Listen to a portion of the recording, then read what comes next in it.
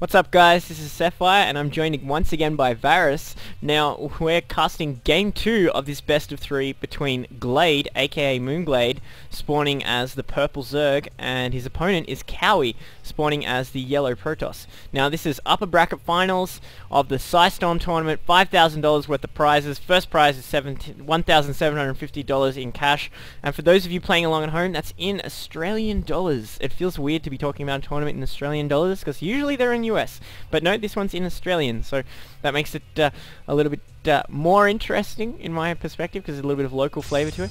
But really interesting game 1 because Glade 6 pulled, I guess it's Steps of War, and fighting against a Protoss on Steps of War, you always feel like you're behind, you always feel like you're just the on the receiving end of aggression. So looking forward to another game here. Curious choice that Kowi's once again throwing this pylon behind the mineral line, wants to save that probe time that would normally be spent walking all the way to the ramp and throwing up units, buildings there by boosting his efficiency, putting a gateway in, getting a nice sim city, keeping channels really nice and tight so he can put zealots in them. But it's giving up your ramp, and against Zerg that's always a risky choice, a little bit of risky business, but this is blistering sands and there's so many things Protoss can do by taking the destructible rocks behind each base, and there's always the famous forward 2 gateways they can do in the open channel here outside both naturals. So lots of good options here for Kowi in this game, and I don't think he will suspect a 6 pull, but he is scouting relatively standard here just to see that Glade's not up to some funny business, while Glade is just being annoying with his scouting probe. Nice surround though by Kowi, who's going to pick off Glade's harassing drone there. Yeah, I think Glade's playing a bit more standard this time, but he said it right at the start of the match. That was a great battle last game. I actually thought Kowi was going to hold it for a little while there, and he seems to be going on this base design. He's giving up his ramp, but it did look last game like the base design did seem pretty tight, and if it wasn't for the unfortunate 6 pull, it would have worked out fairly well for him. I think there are chokes here. You've created artificial chokes to block off with zealots if you need to, and so I don't think it's too bad. But personally, I'd always go for wanting to block off the ramp more or less. But it doesn't look like a 6 pull's obviously not coming, so looks like we might get to see a bit more standard play going on.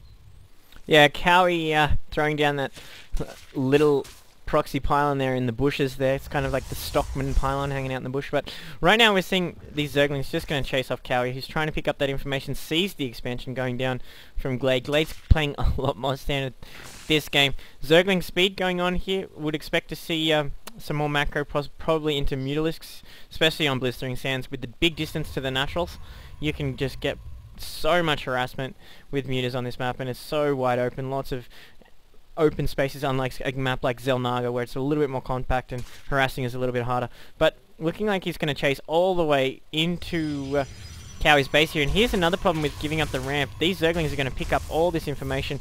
This sentry is out there, and then once the sentry is in place, that ramp will be more or less secure. But it is an interesting choice by Kowi, though you would have to imagine that he's going to once again get out his trademark stalkers. He's known for his stalker micro. Once he gets that blink online, he likes to get it really, really early, and he just controls them so well. A little bit tougher against Zerg to go pure stalker. He is renowned for his Protoss versus Protoss, especially against Az, and especially he was a very long-reigning king in the King of the Hill series in Southeast Asia. But curious, as we do see these Zerglings running into this base right here, going to be able to at will work on these. This is the problem with giving up your ramp. It takes out the sentry, working on the zealot, another sentry popping out, but there's Zerglings all over the place. Force field go off, stalker pops out, traps the Zergling, forcing the probes to work on it. We're going to lose a pylon, possibly depowering his new gateway, so he's going to need more pylons coming in for that. Going to work on trying to drop this pylon. His range units are trapped in the worker line, having to pull them all the way back. Going to need a cancel on that gateway. There's the cancel on the gateway. 5th gateway is cancelled. Nice maneuver here by Kowi, forcing these Zerglings into a little gap. Going to warp in some zealots to finish it off, sacrificing the stalker.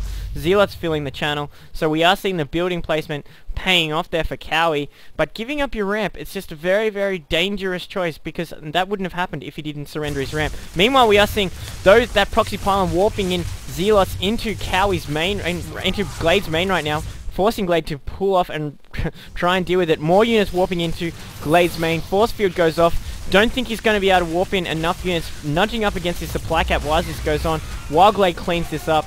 But he was able to put Glade a little bit on the defensive, as opposed to sending all these Zerglings to his base. So that's a slip by Glade by not scouting that proxy pylon. Kowi forced to retreat his main forces that were setting there. So both players kind of trading economic blows in the early stages here. Yeah, looking like there are a lot of Zerglings on the field here, and bit of danger there for Kowi, but some nice micro to hold off with force fields. He probably could have used that last game as well. Looking like he's committing to this warp gate push. He's got 5 now online, but he's going to have to muster up something soon, because the Zerglings are coming right in and starting on the rocks in the back here. That's going to be very dangerous for Kowi if they can get in. You'll be getting attacked from all sides at once.